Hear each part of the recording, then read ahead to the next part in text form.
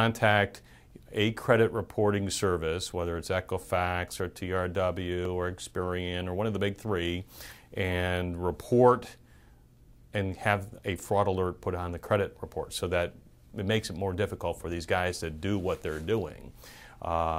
And then you got to review your credit reports to see what's going on. If there's new accounts being opened, any of those kinds of activities, you're going to want to notify those new creditors, account holders of this fraud. You're going to want to file a local police report for the criminal aspect of it, because that helps with documenting that it's not you doing all this stuff, because later on you're going to have to maybe fill out an affidavit or some kind of fraud statement with the individual creditors so that they're not going to look to you to pay those debts.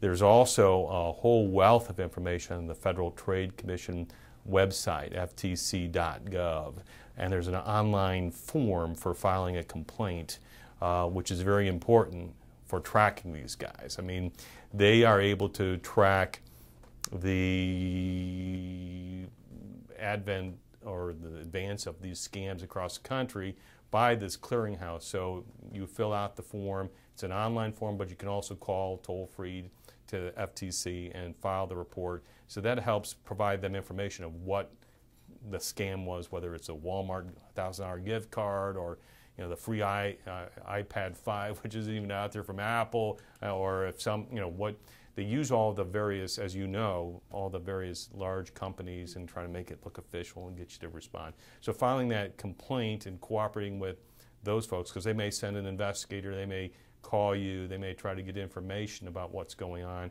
so that they can track and monitor that. And then basically contacting either the wireless company or the bank or the individual entity that they're kind of using as a perpetrator, because they probably have, the larger companies and the banks, their own fraud divisions that kind of help them. So it's basically from a criminal aspect. If you could ever find them, then through the criminal process you may be able to get restitution, or there may be some kind of tort claim. But the difficulty is finding these folks, because they're pretty sneaky and they're really far away. And so maybe if it's a guy down the street that's kind of stealing your identity and doing things, you can probably pursue them a little bit more. But most of these scams are generated from foreign folks that you're not going to be able to bring a civil lawsuit or any kind of action against them, because you're not going to find them. So it's more or less protecting and then helping law enforcement to try to prevent